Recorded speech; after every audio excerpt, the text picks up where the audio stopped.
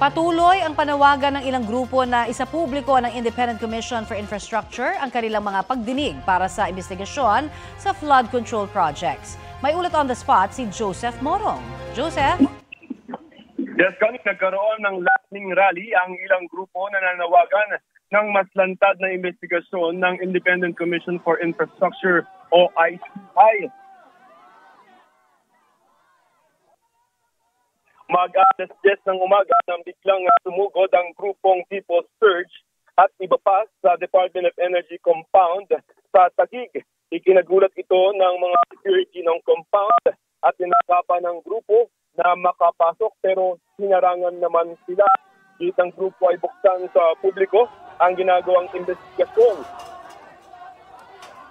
na ICI sa mga anomalyang flood control project.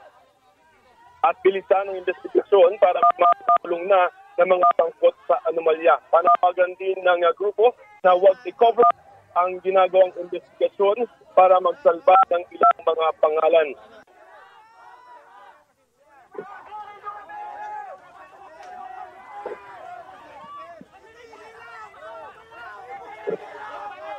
Connie, hinihingan pa namin ng pahayag ang ICI sa nangyaring lightning rally. Una nang sinabi ni Justice o ni ICI Chairman Justice Andres Reyes Jr.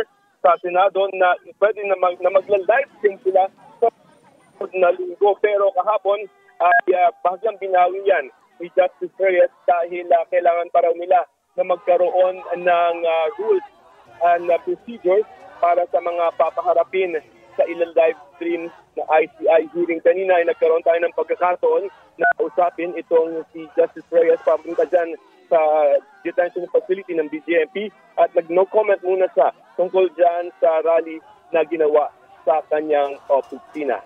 Connie. Maraming salamat, Joseph Morong.